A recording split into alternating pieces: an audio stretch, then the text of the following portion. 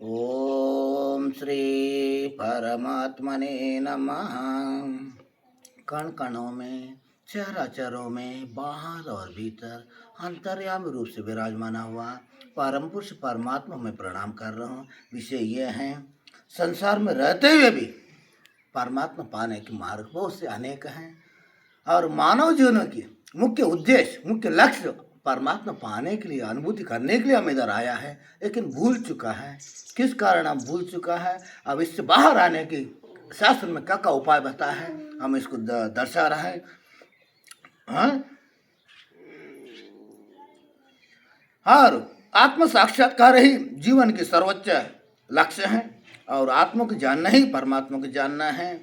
और सरल रूप से मैं समझाना चाह रहा हूँ।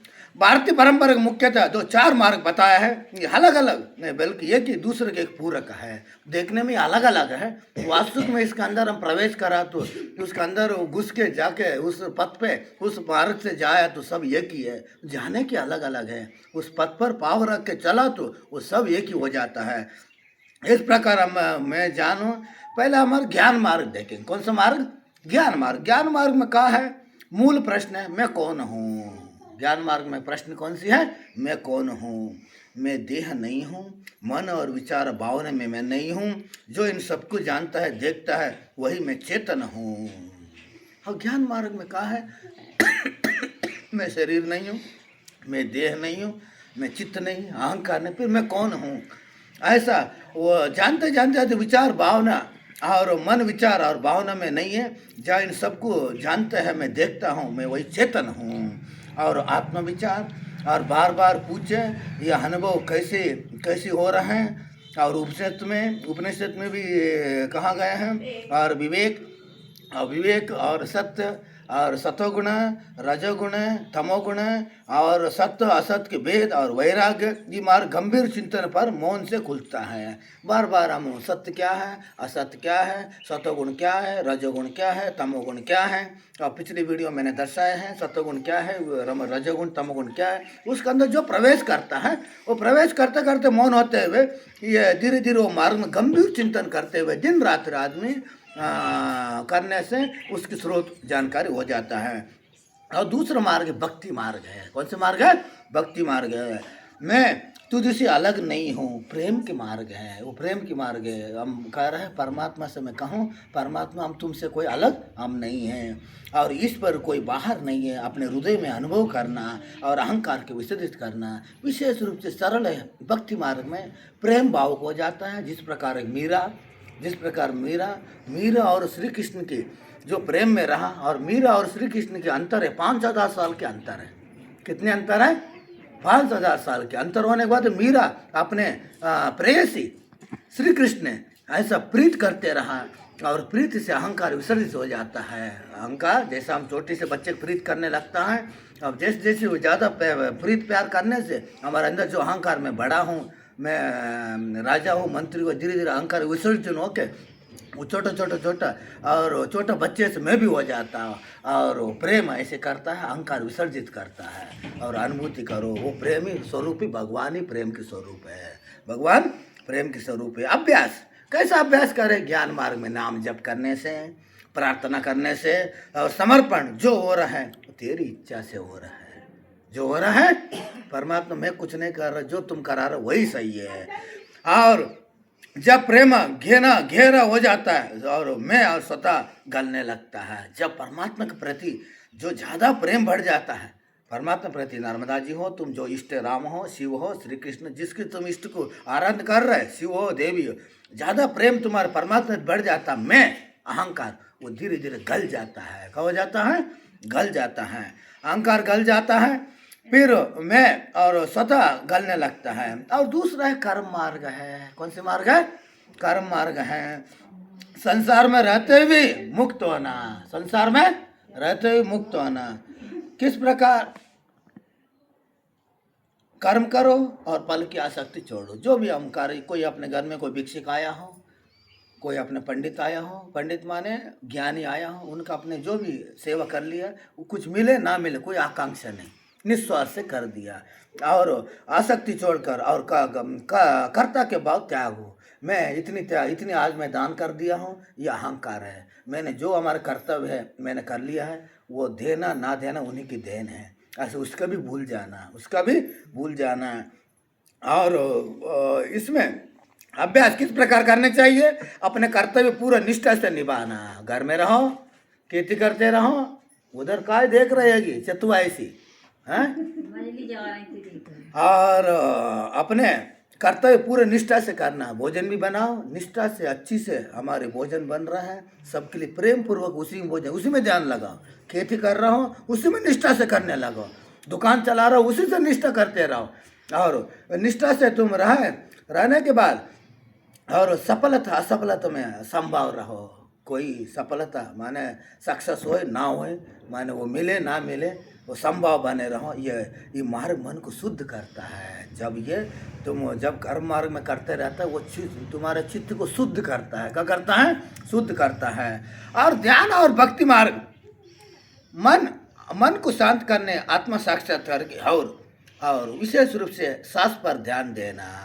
और जो ध्यान मार्गी रहता है कर्म मार्ग से बाहर आ जाता है, कर्म करते करते करते करते वो शुद्ध हो जाता है। शुद्ध होने के बाद तो अकेला बैठे रहता है, अपने सांसों की ध्यान देना।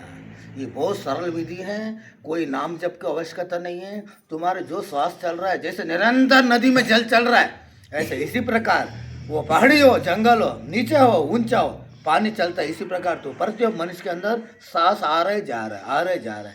उसको देखना शुरू कर दो, देखना शुरू करने से और विचार को आते आते देखते जाओ। विचार आ रहे जा रहे, अच्छी बुरी। जब से तुम्हारे जन्म हुआ है, सुबह से उठा है, रात को सोने तक विचार बहुत से चल रहा है। केवल देखते रहो। क्या करते रहो?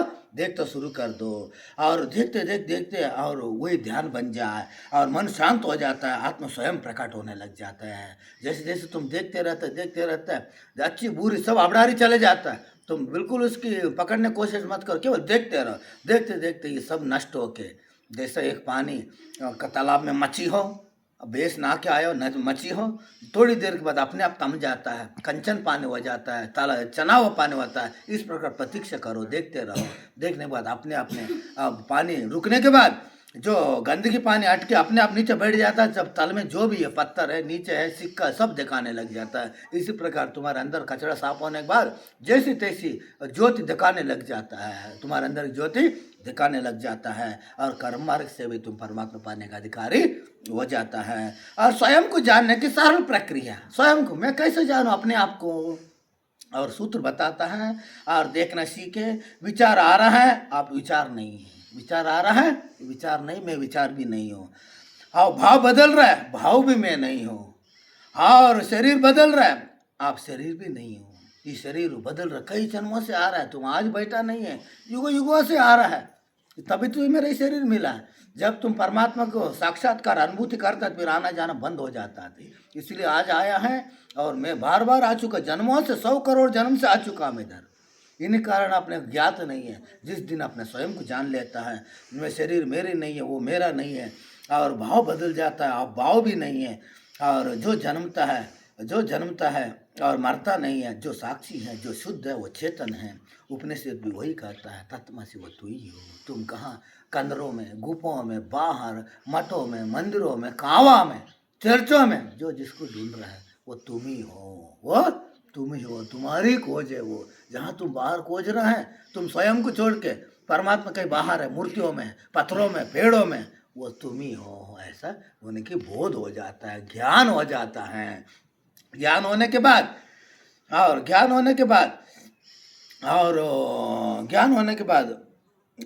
कर्म करो, इसमें कोई आसक्ति नहीं है। और हर अनुभव को सीखो, मानो। जब तुम स्वयं अनुभूति करो तभी मान लेना। अब जो 1000 बता तुम मानना नहीं। तुम पहले ध्यान करो, ध्यान का होता है जब अंदाज करो और अनुभूति करो तभी ध्यान मान लेना। वो ध्यान पढ़ने से नहीं आता है, स्वयं करने से होता है। जिस प्रकार भूख की प्यास आप स्वयं ही खाना पड़ता है, इसी प्रकार दूसरा खाने से आप भूख मिटता नहीं, दूसरा पानी पीने से आप प्यास नहीं बुझते। इसी प्रकार स्वयं ही खाता है। इसी प्रकार ये भी स्वयं अनुभूति है। हम स्वयं ही अनुभूति करना पड़ता है अपने भीतर जाके। स्वयं अनुभूति करता है। आज स्वयं से तुम पूछो रात्र को अकेला में, मैं आज मैंने कितनी बार साक्षी भाव रखा है। आज पूछो मैं आज क्या गलती कर दिया है, आज मैं कितनी बार शांत से रहा है, मैंने आज क्या गलती किया। रात्र सोने टाइम चिंतन करो, किसी से आप शब्द बोल दिया है, प्रभु मैंने जो भी किया मेरे से गलती हो गए, याचन करो सोने के टाइम। किसी के सामने बोल रहे शर्म आ रहा, रात्रि अकेले में सोने के टाइम ऐसे विनती करो, हमसे जो भी वो गलत हो गया प्रभु मेरे को, मैं एकांत में रहना चाह रहा, ऐसे भाव बनाओ। और जो अंतिम है, और जो चार है और अंतिम सत्य सबसे महत्वपूर्ण है। ये चारों में जो अंतिम सत्य महत्वपूर्ण है, परमात्मा कहीं बाहर नहीं है। जिस आप खोज रहे हैं वही खोजने वाला भी है। अंतिम सत्य वही है, परमात्मा का अंतिम सत्य। जहाँ मैं बाहर खोज रहा हूँ, परमात्मा मेरे भीतर ही बैठा है, वो मैं ही हूँ, वो मैं ही हूँ। ऐसा अंतिम सत्य को जानना है। आत्मा को जानना कोई वस्तु पाना नहीं है, बल्कि अपने वास्तविक स्वरूप को पहचानना है। आत्मा कोई, परमात्मा कोई वस्तु नहीं है। तुम समझ रहे राम जी आएगी धनुष पकड़ के लाएगी, राम जी आ चुका है, जा चुका है। तुम्हारे अंदर राम को पहचानना होगी। तुम्हारे अंदर जो बोल रहा है, जो अच्छी काम कर रहा है, जो प्रेरणा दे रहा है, वही राम है। कोई परमात्मा कोई व्यक्ति नहीं है, ना स्त्री हो ना पुरुष हो। प्रत्येक जीवाधारे के अंदर, प्रत्येक मनुष्य के अंदर परमात्मा अंतर्यामी रूप से बैठा है। उसको देखना शुरू कर दो, देखना शुरू कर दो।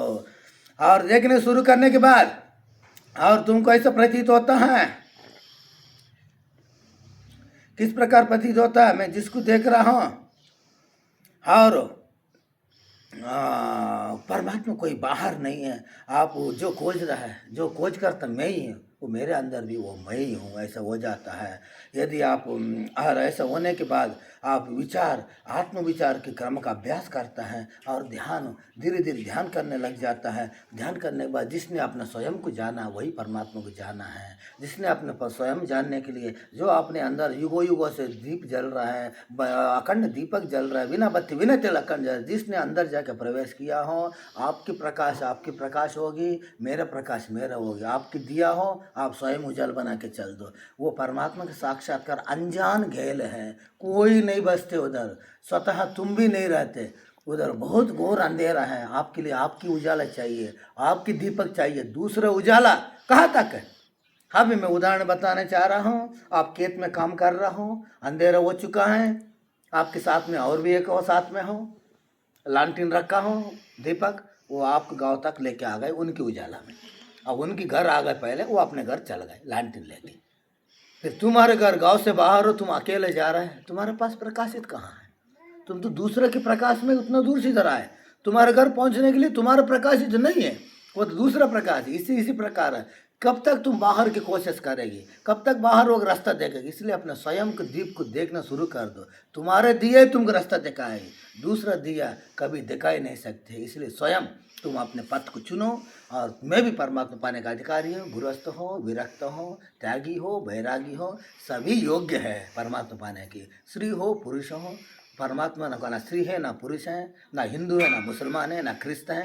परमात्मा हमने नाम दिया है, परमात्मा ना राम है ना श्याम है, सब एक ही है और तुम्हारे अंदर ही बैठा है। ऐसे जानो। आज कितने? ओम श्री